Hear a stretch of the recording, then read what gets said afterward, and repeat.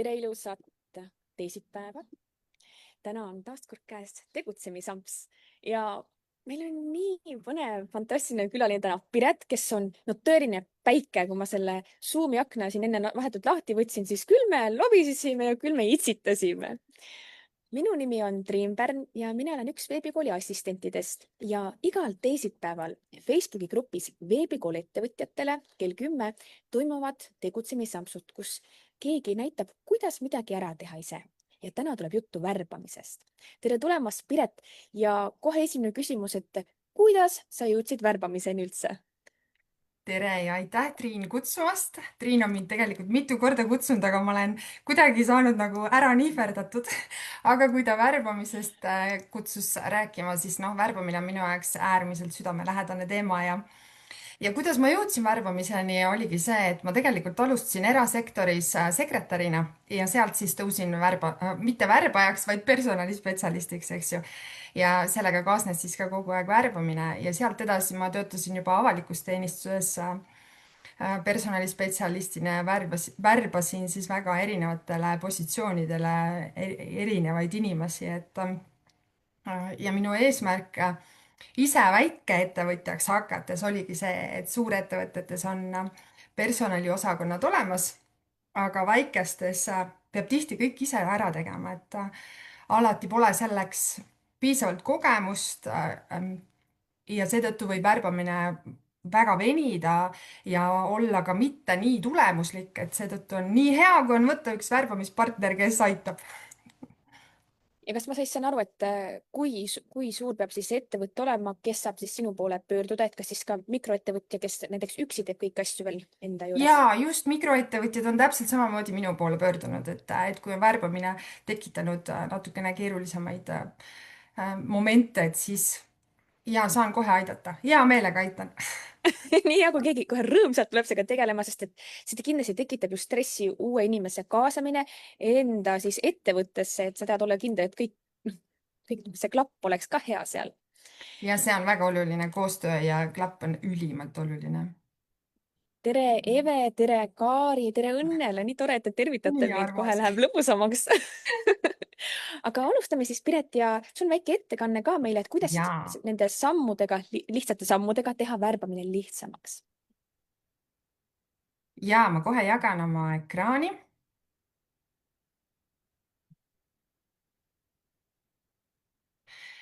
Täna siis räägime jah, lihtsatest sammudest, mis muudavad värbamise kergemaks, et värbamine on tegelikult nii lai ja suur teema ja siin on nii palju rääkida ja mina võiksin sellest tohutult, tohutult rääkida. Aga siis täna toome mõned sellised punktid, mis võiksid alustavale ettevõtjale või alustaval värbajal olla abiks. Ja saame siis tuttavaks, mina olen jah, Piret, pean ennast väike- ja mikroettevõtjate virtuaalseks partneriks. Minu põhisuunad on värbamine ja kujundustööde loomine, et toetada siis ettevõtete brändi ja visuaalset kuvandit nii sotsiaalmeedias kui ka mujal. Hetkel täiendan oma graafilise disaini oskusi kõrgemas kunstikoolis Pallas, et teha oma tööd siis veelgi paremini ja teadlikumalt. Olen ka assistendikooli värbamispartner, mis tähendab siis seda, et aitan väikeettevõtjatel ja mikroettevõtjatel leida endale sobivaid virtuaalseid assistente, et värbamine oleks lihtsam, selgem, tulemuslikum. Samuti olen Eesti HR-seltsi saadik ja sotsiaalmeedia eestvedaja, kes siis ei tea, mis on Eesti HR-selts. See on 2022. aastal loodud personalivaldkonna kogukond, mis ühendab ligi 1400 siis HR-huvilist ja praktikut. Ja selle seltsi eesmärk on arendada inimkeskset ja uuendusmeelset personalijuhtimist. Ja nagu ma juba rääkisin, siis tõesti olen jah, töötanud personalispetsialistina nii avalikus teenistus kui ka erasektoris ja värvanud töötajaid väga erinevatele positsioonidele. Palun vabandust, praegu on see viiruste aeg, natuke ajab köima. Aga värbamine tõesti ei pea üldse olema keeruline, kui kõik on hästi läbimõeldud. Et mina toon täna välja 5 punkti väikeettevõtjale, mis aitavad siis värbamise kergemaks muuta.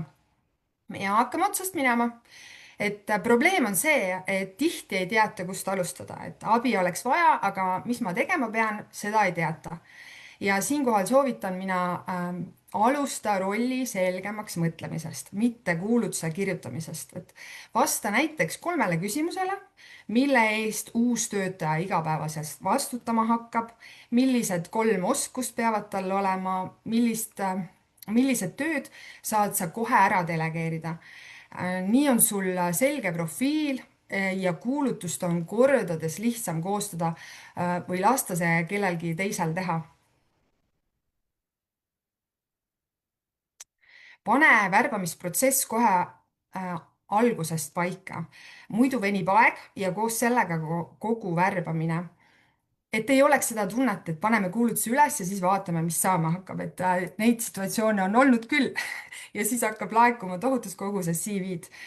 Et mõistlik on käsitleda värbamist nagu projekti, et broneeri kalendrisse 2 kuni 3 kindlat plokki nädalas ja hoia sellest kinni, et otsusta juba alguses, millal kuulutus üles läheb, millal vaatad CV-d läbi, millal toimuvad vestlused ja millal teed selle lõpliku otsuse.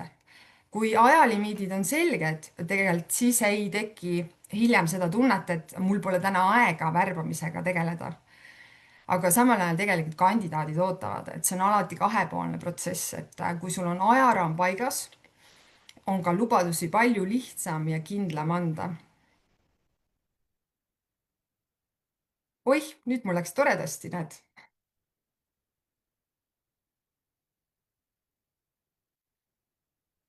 panen ütles uuesti küll oma tõesti slaidi. väga lihtsalt ja väga kiirelt üle.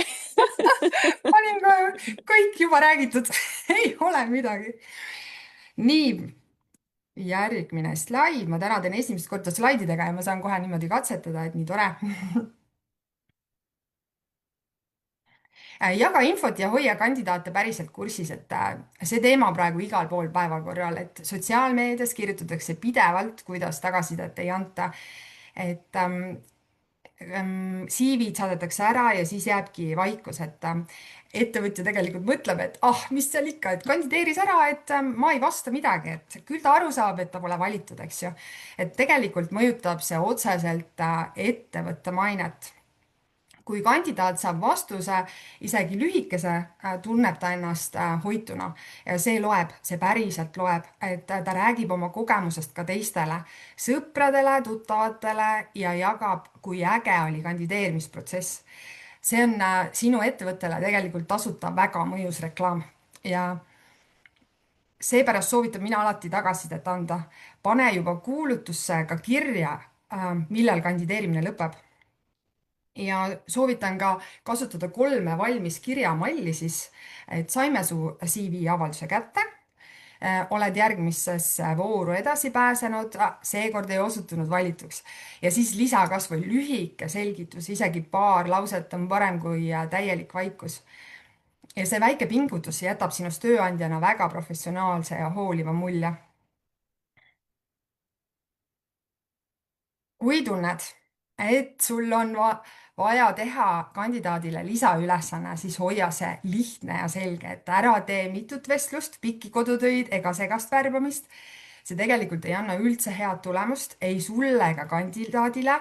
see pigem väsitab ja ma ütleks ka raiskab aega, sest et kandidaat peab sellesse süvenema ja tegema, on ju, ja sina pead neid ka ära kontrollima, kõik need kodutööd. seega tee üks hästi läbimõeldud praktiline ja lühike ülesanne. see näitab palju paremini, kuidas inimene töötab ja kui terve hulk mahukaid kodutöid. toon siia ka ühe oma kogemuse. olen ise ka pidanud ettevõtjana tõesti mitmele koostööle kandideerima ja ühega läks aga algusest peale viltu. et räägin seda teile ka, et näidata, missugune ei tohiks värbamisprotsess välja näha, et kandideerisin siis ettevõttesse ja sain järgmisse vooru. pidin tegema väga mahuka kodutöö, mis tõesti oli 3 A4 pikk. saatsin selle ära ja siis sain kutsevestlusele. toimus väga pikk vestlus. aga noh, infot, mis edasi saab, tegelikult kordagi ei antud. Peale vestlust siis tuli reedel mulle kiri, et palun üks kodutöö veel ära teha. Et kodutöö tähtaeg on pühapäeva õhtu. Ja kuna see kodutöö oli minu jaoks nii põnev, siis ma tahtsin seda teha, kuigi ma sain ammu aru, et see värbamine ei ole päris õige. Ja ma tegin selle ära ja sain järgmise vooru, ühe vestluse veel. Ja igas voorus jäi siis ettevõtjal täpsustamata, mis edasi saab. Ma muidugi sain selle koostöö ja kõik, aga tegelikult see tekitas väga ebakindla ja halva tunde, et peab meeles pidama, et värbamine ju tegelikult juba näitab, missuguseks koostöö tuleb. See Seepärast soovitan alati, kui kasutad lisaülesannet, mõtle see hästi läbi ja anna igas sammus selget infot. Kandidaat peab teadma, kus ta parasjagu on ja mis järgmiseks tuleb. See on osa heast kandidaadi kogemusest ja loob usaldust ka sinu ettevõtte vastu. Hoia protsess lühike ja selge. No miks? Sellepärast, et head kandidaadid ei jää pikalt ootama. Et kui kandideerimisprotsess venib, liiguvad nad edasi järgmiste võimaluste juurde ja see tähendab, et just need tugevad kandidaadid, kes sinu ettevõttesse võiksid tegelikult sobida, võivad ära libiseda käest. Ja anna kandidaadile igas etapis teada, mis edasi saab. See loob turvatunde, näitab professionaalsust ja hoiab suhte soojana ka siis, kui protsess võtab natuke aega. Kui otsimine venib, ütle ka siis ausalt. Aus info on alati parem kui vaikus.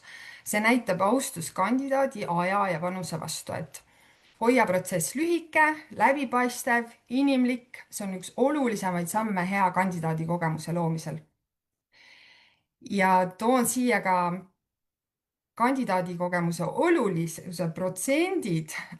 Kui kandidaadil on halb kogemus, siis ligi 72% jagab seda kas sotsiaalmeedias või sõpradega, et noh, sellest ma enne ka rääkisin.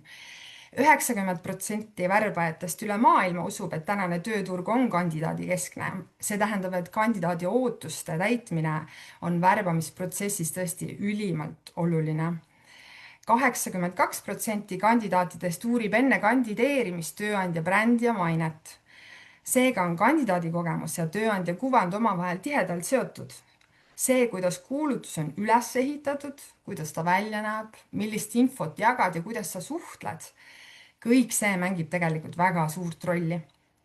Tagasiside andmine, sujuv suhtlus, inimlik hoiak loovad tunde, et kandidaati väärtustatakse ja see on ülioluline nii ettevõtte maine kui ka edasiste värbamiste jaoks.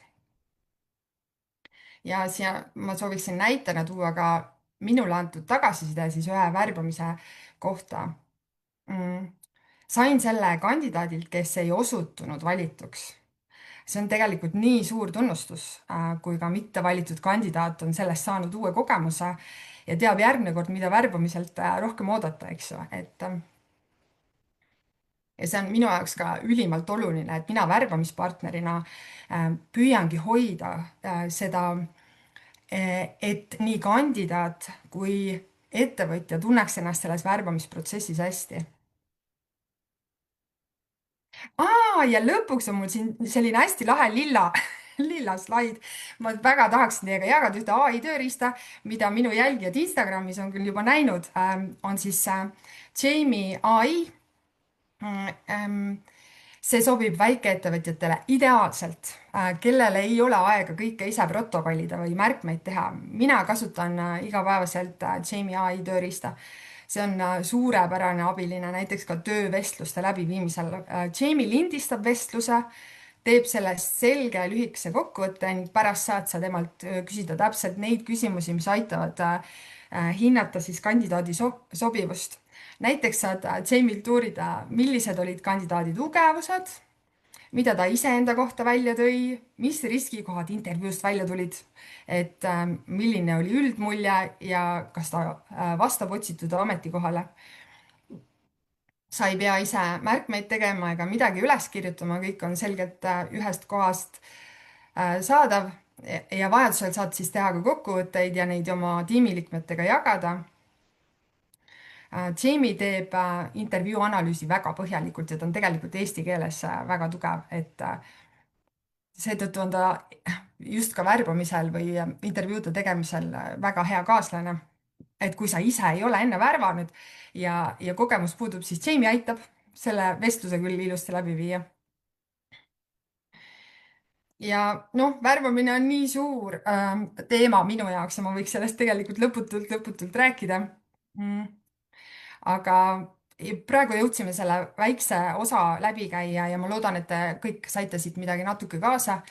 aga kui tõesti tunned, et sul on värbamisel päriselt abi vaja, siis võid julgelt minu poole pöörduda, ma aitan suurima rõõmuga.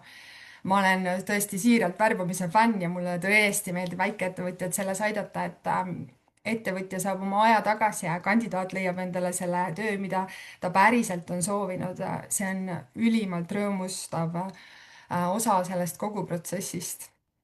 ja kes otsib virtuaalassistenti, siis seal kohas saan mina ka aidata, et koostöös assistendikooliga siis tõesti me värbame virtuaalassistente, aitame siis väikeettevõtjatel värvata, et jah, aitäh. kui on küsimusi, siis ma saan vastata nüüd. nii hea teema, Piret. Näiteks Juppal. Õnnele ütlebki, et läbi mõtlemata kulutusega tekitatakse endale tegelikult palju rohkem tööd ja siis kõikidele võib-olla ei vastatagi ka ja siis tekibki tegelikult see kehv kuvand ettevõttes kui sellisest ka. Et läbi mõtlematus. Ja see ongi tegelikult, et noh, ei no mõeldaksegi, et mina tahan töötajat saada, aga kuidas see välja paistab, et seda väga ei mõelda, et oluline on, nagu sa hoiad oma ettevõttes oma töötajaid, niimoodi sa peaksid hoidma ka värbamisel oma kandidaate. Et see on väga oluline, et sa hoiad teda kogu protsessiga siis kursis. Ta ise tunneb ennast hästi, ta pärast soovitab sinu ettevõtet kellelegi teisele või kui sa teed järgmise värbamise, siis juba keegi teab, et oh, see on jumala lahe ettevõte. Et see on oluline, see on tegelikult nagu turundus. Just, et sa ei saa alahinnata isegi seda värbamisprotsessi. Mul Ja, praegu meenub üks sellesama teemaga, et tegelikult see on nagu reklaam ka sinule endale, ettevõttele, et minul oli üks koostöö, no tutvumiskõne ja meil kahekesi meil ei läinud koostööks, aga seesama naisterahvas soovitas mind enda sõbrannale. Ja siis me ja. saime temaga kokku, et see on nii huvitav, et ei saa üldse mõelda sellele, et ah, mis see ära ole, vaid igale poole, kus sa juba tegutsed või kus enda aega paned, et siis seda korrektselt teha, meeldivalt teha.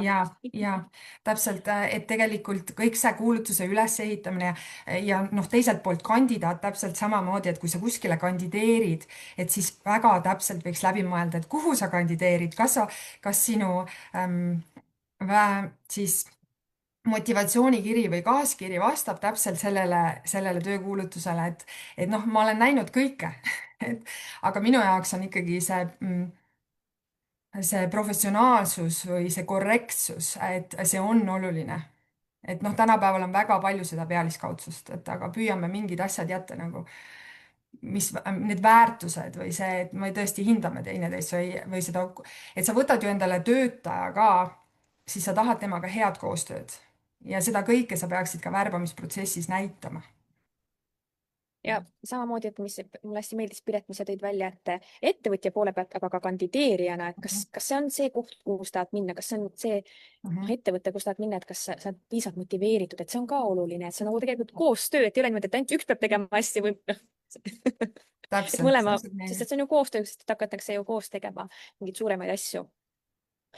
nii tore, et Kaja ütles, et nii oluline teema ja ka Kaari ütles, et nii äge. nii tore, aga no ma ütlen, et minu jaoks on see värbamine jah, et tihti mõeldakse selle peale, et ah, mis see on, et panengi selle kuulutuse üles ja hakkan ootama, onju. siis pärast tuleb nii palju neid CV-sid või ei tule üldse. ja siis jääb venima see protsess ja sa ei jõua tagasisidestada ja lõpuks need kandidaadid üldse kaovad ja et noh, et kas sul ettevõtjana on vaja seda ajakulu. et kui sa oled mikro- või väikeettevõtja, et sa saad pühenduda oma tööle ja värbamispartner tõesti aitab sind selles, et ma sain õigesti aru, et Piret, sina siis aitadki, et näiteks kui näiteks oletame, et mina sooviksin endale ettevõttesse lisatöötajat, siis mina tulen sinu jutule ja räägin, et millega minu ettevõte tegeleb ja millistele ülesannetele on inimesi vaja ja võib-olla küsid neid küsimusi, mille peale ma pole tulnud. täpselt nii ongi, et siis me kaardistame ära, keda sul täpselt vaja on ja sealt edasi siis mina koostan ka kuulutuse, kuna ma enne tõin välja, et ma õpin graafilist disaini, eks ju, siis see on minu teine suund ja me saame teha hästi ägeda kuulutuse et natuke rohkem silma paista. Et ja sealt edasi siis tõesti värbamispartnerina ma saan hoolitseda kogu värbamisprotsessi eest, et sina saad ainult lõpuks selle valiku siis, et näiteks 3 inimest, 3 head, kõige sobivamat inimest sinu ettevõttesse ja saad selle valiku teha ja vestlusel, kas siis vestluse ise läbi viia või siis kaasata mind sellel vestlusel. Oo, see on ka väga tore Ja, võimalus, ma ei noh, seda ei kõik teadnud. võimalused ja kõik võimalused on olemas et täpselt. Et noh, mida ma võiksin veel öelda, on see, et väikeettevõtja või mikroettevõtja, kes ei ole mitte kunagi värvanud, aga tahab värvata, eks ju, siis tegelikult isegi need CV-de lugemine on nõndaviisi, et kui sa ei ole neid mitte kunagi lugenud, siis sa tegelikult ei oska neid vaadata niimoodi nende taha või näha sinna ridade taha või näha neid nüansse, mida mina või ükskõik kes värbamispartneritest näeb, eks ju, et see ka kergendab protsessi ja kiirendab seda, et sellised väiksed asjad, mis värbamispartner teeb lihtsamaks. Fantastiline, Piret. Ma jagasin siin sinu kodulehte ja sinu Instagrami kontot ka, et inimesed, kellel on huvi, siis saavad mugavalt sinuga ühendust võtta. Aitäh sulle. Aitäh, Piret, et sa võtsid aega ja selle teema meile tõid rohkem nähtavale ja tegid selle tõesti lihtsamaks, et see ei ole selline kuskil mingi koll kuskil nurgas. Just, aitäh sulle kutsumast, nii tore oli. Ja aitäh ka kõigile vaatajatele, nii tore, kui te alati kommenteerite ja kindlasti lisa siia mõni kommentaar, kui sa hiljem kuuled järgi, et kus sa meid näiteks kuulad ja mis sa siit ampsust näiteks kaasa võtsid. Ja kohtume järgmisel nädalal kell 10 ikka siinsamas Facebooki grupis veebikooli ettevõtjatele. Kõike head!